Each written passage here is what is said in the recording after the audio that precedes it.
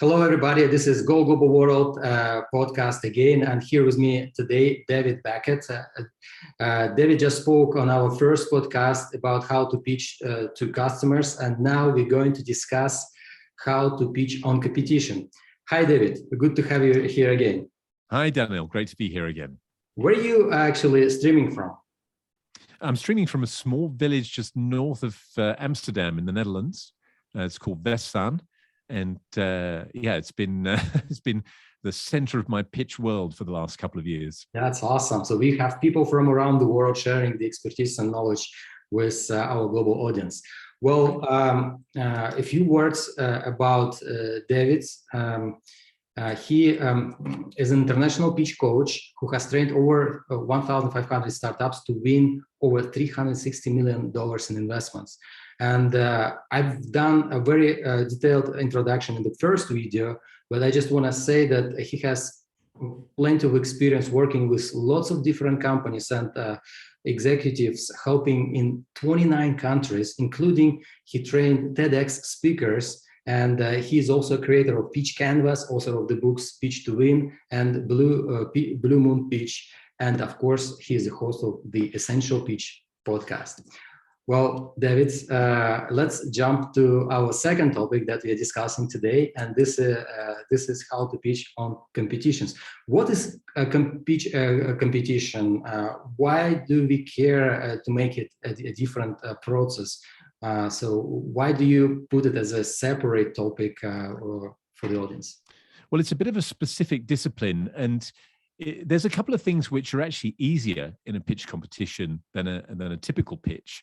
But there's also big challenges. So the easier part is the part which I would say is the sort of Bible of pitch competition, which is the guidelines that they give you. So anytime you have a competition, and by the way, why would you do a competition? It's a great opportunity to challenge yourself, get some publicity, might even win a prize. I've been in a couple of competitions myself as well, so I'll tell you about that later. But I think that starting point is really finding out what are the guidelines, how are they going to judge this competition? So in my pitching methodology, I always start with audience and objective, but these two things are defined. The audience, they tell you what they're interested in. Normally, there are 5 or 6 things which will be the topics that they will judge your pitch and your proposition on, whether it's a hackathon or a competition. And normally there are things like, is it innovative? Does it solve a real problem? Is it feasible? Is there a first good mock-up to show how it could progress? Or these are the kind of things that show up. Find out what those guidelines are. Normally, they're publicly published. Now, once you do that, you raise your chance of winning the competition by 50% just by following the guidelines, because 50% of teams don't. They get caught up in focusing on their pitch and less on what did they want us to pitch about. And mostly they define that.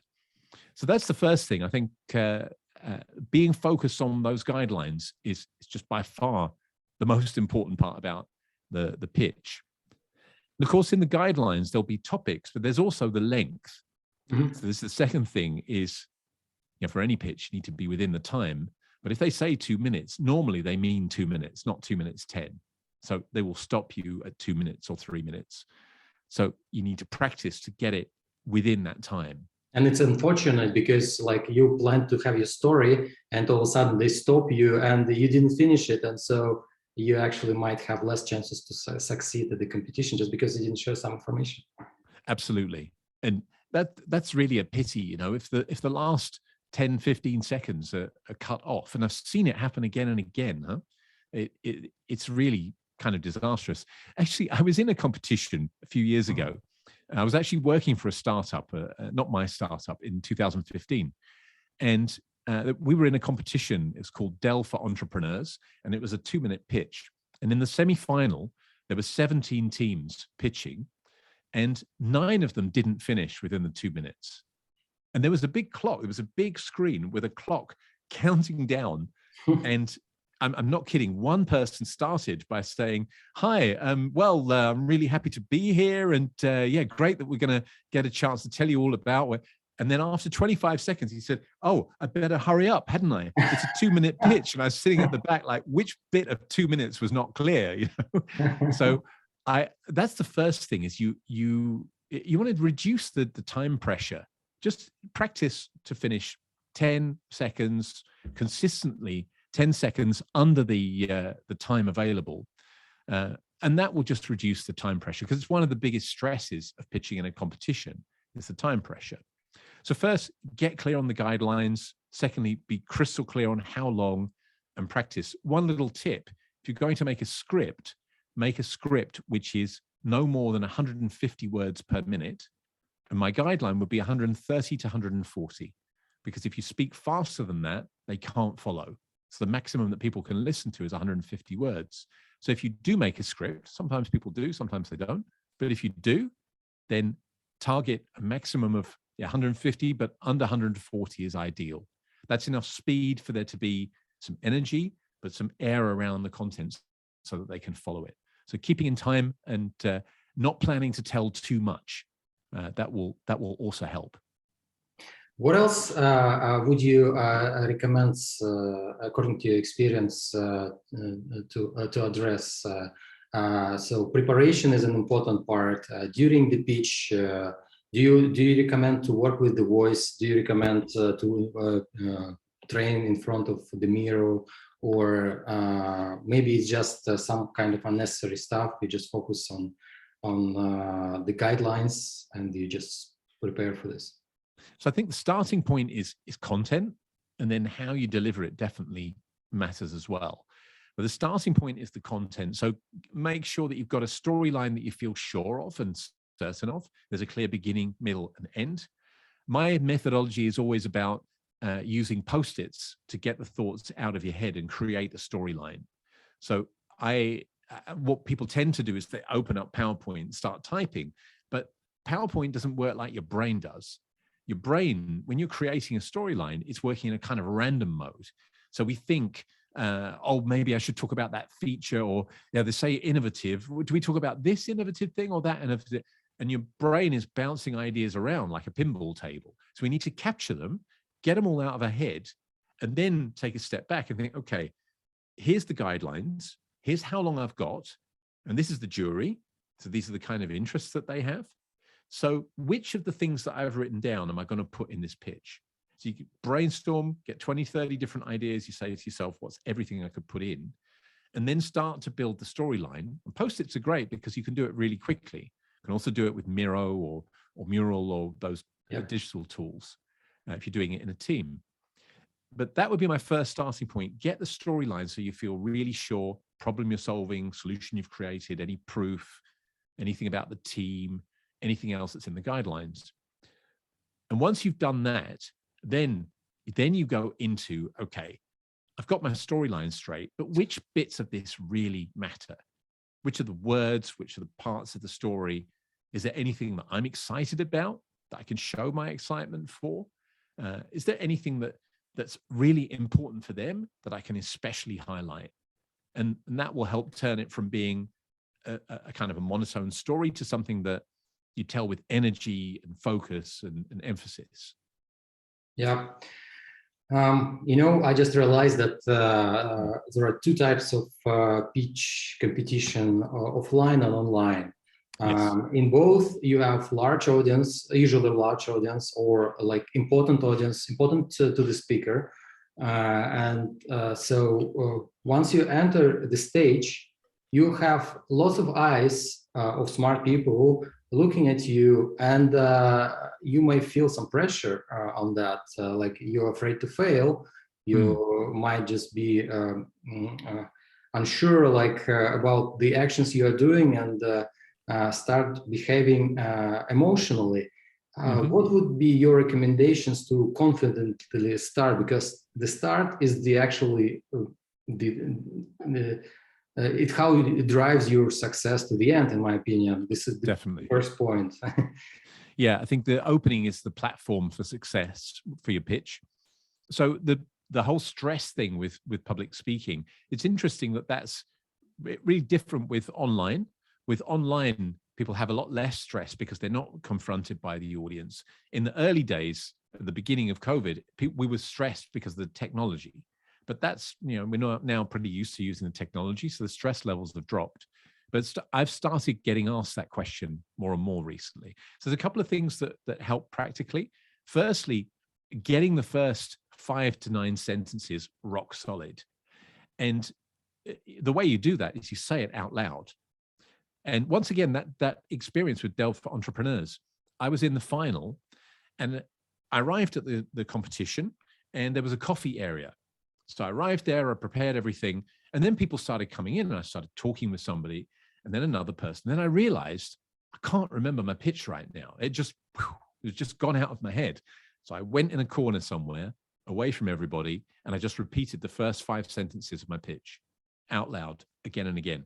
So thinking it through doesn't help. Saying it out loud, it almost creates muscle memory. So when you go in front of people, whether that's virtually or in real life, it's almost like muscle memory, that the stress levels are much lower because you just simply deliver what you've prepared. And when you deliver, what happens is you deliver with success, and that tells your instinct that is, getting stress. It's giving you extra adrenaline. It's increasing your body temperature, tensing your muscles, ready to do something. It's literally a fight or flee response. When you have success, it calms you down. It tells your instinct, hey, things are going okay. We don't need all that adrenaline. Drop the temperature, loosen up the muscles, engage the brain, and away you go. So first 60 seconds is really strong. And the other thing that really helps is body posture.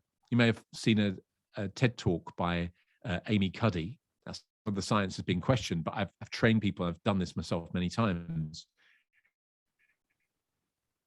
Body posture. So face to face, just standing with your arms on your hips, your hands on your hips for 2 minutes and just breathing, that helps amazingly well. And in the online situation, just sitting with your legs not crossed, no crossed arms, just preparing yourself, breathing. And I do recommend, if it's online, standing up. If you can put your computer on some boxes or you got an adjustable desk. I invested in one after my computer fell off a pile of boxes twice. That I really recommend because you have more energy in your voice. Yeah. When I was learning how to pitch in front of important audience, my trainer told me that I was really afraid pitching, like presenting, like honestly. Yeah. And I really wanted, but I just felt like my emotions are going faster than I can speak. Yeah. And they told me that just find a silent place, just in front of the mirror, or just see yourself, like smile for a minute or two, and put your hands like this, like the posture, open posture, like for a minute or two. You'll feel more positive, more like I would say, powerful to start to begin this opening. And it really worked. Maybe because I believed in this, but it really worked for me. I don't know. Yeah. And I did. Yeah, and I think firstly, whatever works is all good.